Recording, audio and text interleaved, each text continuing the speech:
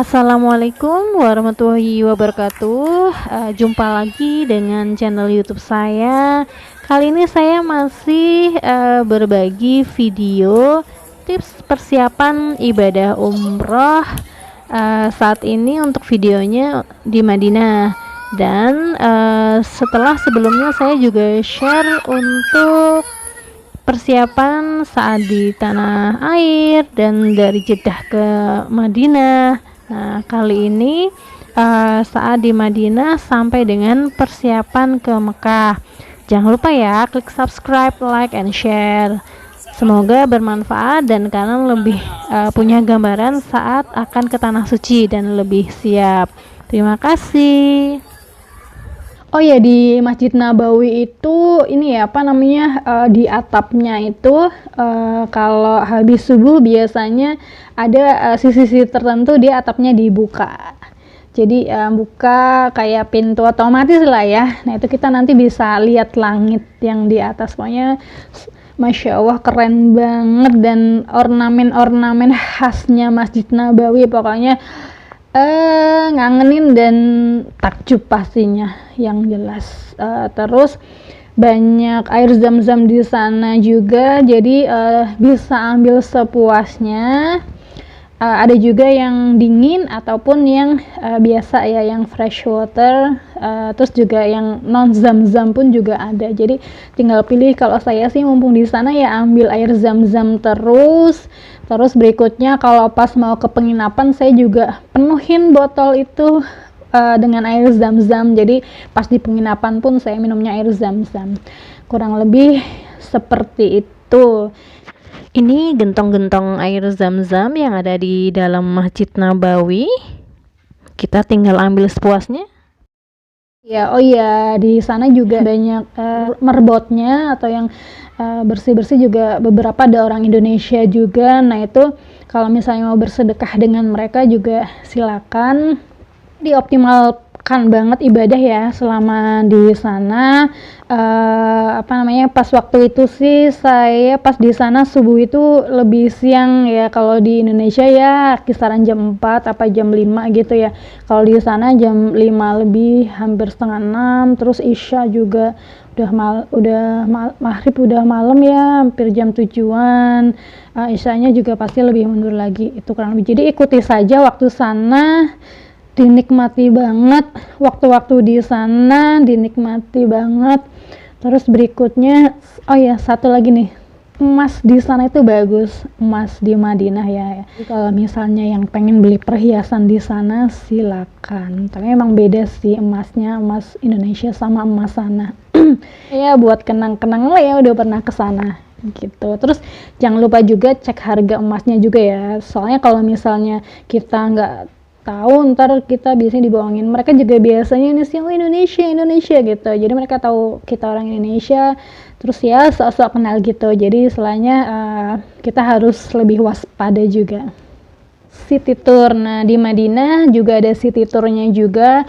Waktu itu saya buka catatan ya biar nggak lupa, yaitu ke Masjid Kuba, ke kebun kurma, terus ke Jabal Uhud dan ke Jabal Magnet. Jadi Masjid Kuba ini adalah masjid yang pertama dibangun oleh Rasulullah ya di sana ya. Nah, dari pembimbing saya, apabila kita mengambil wudhu dari tempat kita atau penginapan kita terus nggak batal, terus sampai di perjalanan nggak batal, terus sampai sana sholat sunnah 2 rakaat, itu pahalanya seperti umroh. Wow, luar biasa ya. Jadi istilahnya dioptimalkan juga. Jadi pas ke Masjid Kuba kita udah berwudu sebaiknya dari penginapan. Terus nanti di sana disempatkan sholat 2 rakaat, apakah sholat tahiyatul masjid ataupun sholat sunnah mutlak ya. Terus berikutnya waktu itu saya kesana tuh sempat hujan deras ya. Jadi sebentar aja sih, nggak lama sih. Jadi pas di Masjid Kuba itu hujan deras sebentar lah, kayak di sini tuh tiba-tiba hujan terus deras langsung berhenti gitu. Terus berikutnya pas di kebun kurma itu, nah itu pusatnya penjual kurma ya. Jadi di sana ada kayak saatnya penjualan kurma, terus nanti ada kebun kurmanya juga. Nah itu kalau pas di sana itu dari penjualnya juga bilang sih intinya gratis selama dimakan di sana, tapi pas bawa pulang harus bayar gitu. Jadi istilahnya yang kita makan di sana icip-icip lah ya, itu gratis mau berapapun gitu kan. Nah yang bayar itu yang mau buat oleh-oleh ataupun mau buat dimakan di penginapan ya. Nah di sana juga macam-macam sih, ada mulai kurma acwa itu yang paling bagus ya, atau kurma nabi dan paling mahal, kurma sukari yang manfaatnya ada yang bilang untuk kesuburan, terus ada kurma hijau, pokoknya macam-macam deh, kismis, terus coklat. Biasanya kadang kan kita kalau ada yang baru pulang haji atau umroh suka dikasih oleh-oleh coklat ya. Coklat juga banyak banget, mulai dari yang kayak kerikil-kerikil, terus yang dibungkus-bungkus semuanya ada di sana. Terus berikutnya Jabal Uhud. Nah ini juga ini ya, apa namanya, Rasulullah kan pernah perang Uhud ya, ini yaitu di Jabal Uhud ini. Nah ini pas di Jabal Uhud ini kebetulan lagi hujan deras lagi, ini agak lama, jadi kita nggak sampai nanjak-nanjak ya, jadi kita cuma di pelataran aja waktu itu karena hujannya deras dan agak lama. Terus berikutnya kita ke Jabal Mahnet. Jabal itu adalah gunung ya, gunung. Jadi Jabal Uhud berarti gunung Uhud, Jabal Mahnet berarti gunung Mahnet. Nah ini memang gunungnya mengandung magnet. Jadi waktu itu si sopirnya itu kayak ngelepas mesin gitu, ini bisa jalan sendiri gitu ya. Terus berikutnya di sana ya gersang memang, cuman ada yang jual es krim. Waktu itu saya sempetin beli es krim di sana, enak ya menurut saya ya. Oke. Ini Jabal Mahnet yang tadi saya ceritakan.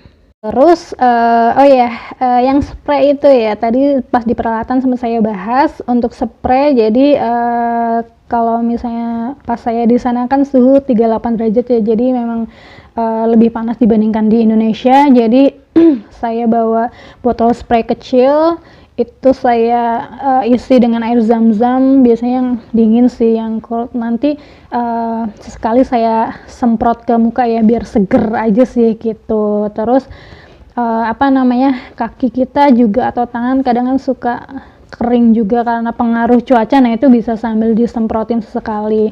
Terus satu lagi ya, kalau misalnya nih sampai sana kalian karena cuaca yang agak ekstrim, terus bibir sampai pecah-pecah ataupun pipi kering-kering kayak ngelupas gitu, kemudian pas nyampe sana saya seperti itu. Nah itu beli Vaseline